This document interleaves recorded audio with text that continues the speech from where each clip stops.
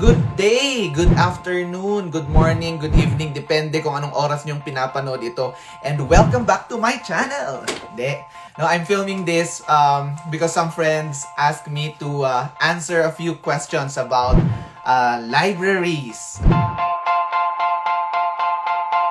Okay, so by the way, I'm Attorney Dex. I'm a legal wellness advocate and a Gallup certified strengths coach.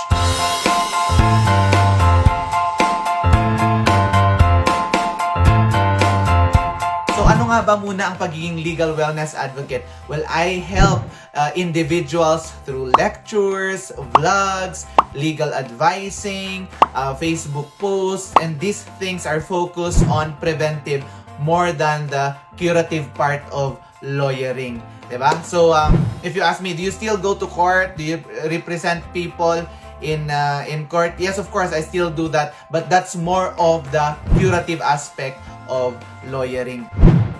So, babasahin natin yung mga questions at iisa-isahin nating sasagutin.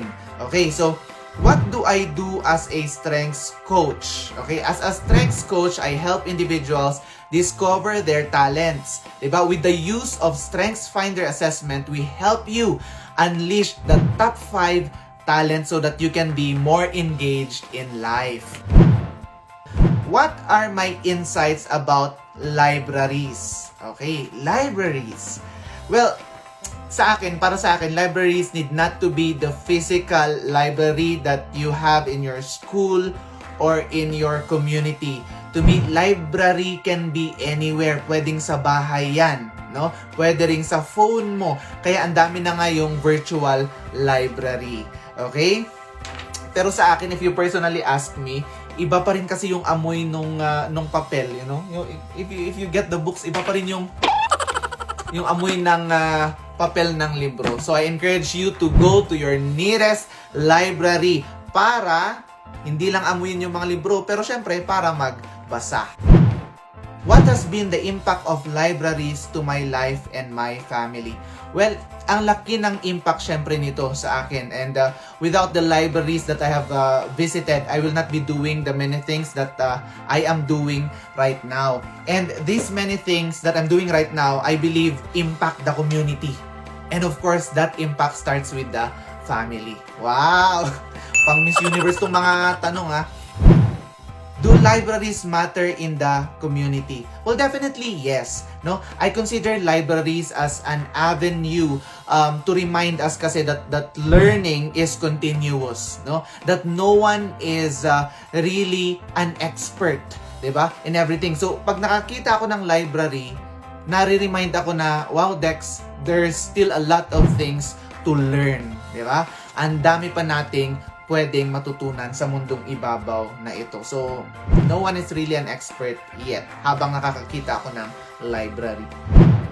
So, any tips to share on reading or how to indulge kids in reading books or storybooks?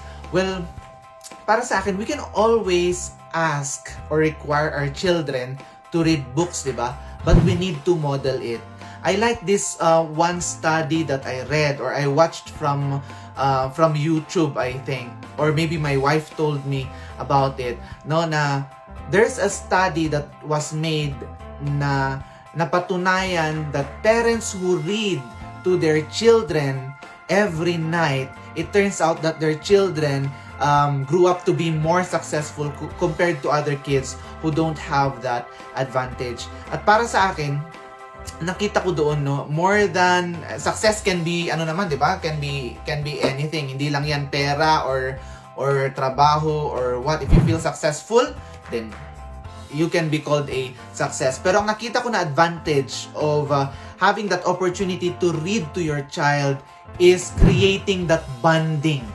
No? Kakaiba rin kasi yung bonding na ginagawa nito. And when I started doing that with my son, mas nakita ko na we were closer together as compared to nung mga times na hindi ko pa siya binabasahan araw-araw. Does that mean may mga magtatanong, do you do that every day, Dex? I try, it's a struggle, but because I know this study, because I was aware of this study, I try to do it. No one is really perfect, di ba? but we try to do it consistently as possible. How has libraries and reading helped me in my profession? Well, ito lang napansin ko, no? As a legal wellness advocate, as a lawyer, it helps that I read almost every day or every day, because this gives me the confidence to be facing my client and to be talking about their case. Reading every day also helped me come up with several options and solutions for my clients. So, it's really important for me to be having that time to read every day. How do I make sure that I read? Okay?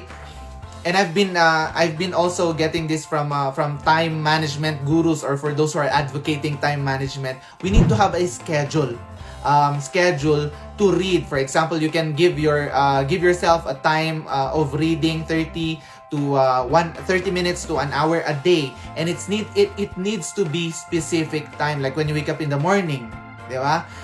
Pwedeng bigyan mo yung sarili mo ng 30 minutes to 1 hour. But for me, ganun yung ginagawa ko. I schedule a time of reading, and I also have an inventory of books that I read to help me in my profession. Do you need to have hundreds of books in your library? Well, tip lang, no? You don't have to have hundreds or thousands of books in your library. First that we can do is, number 1, identify what you're really good at. Number 2, collect books that are connected to that very thing that you're really good at, okay?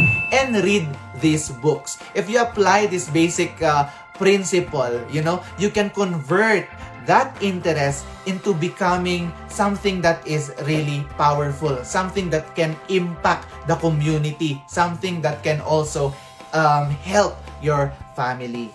You need to have a focus, kumbaga. And even in the collection of books, you need to be collecting books that are really important to you. 'Di ba? Aanhin mo nga naman ang napakadaming libro pero hindi mo naman binabasa, or libro na hindi naman relevant sa mga pinaggagawa mo sa buhay. Kaya ako nga lagi sinasabi, 'di ba, at the end of every vlog that I make, this is Legal Wellness with Attorney Dex. Be informed para legally healthy. And you can only do that if you make use of your library.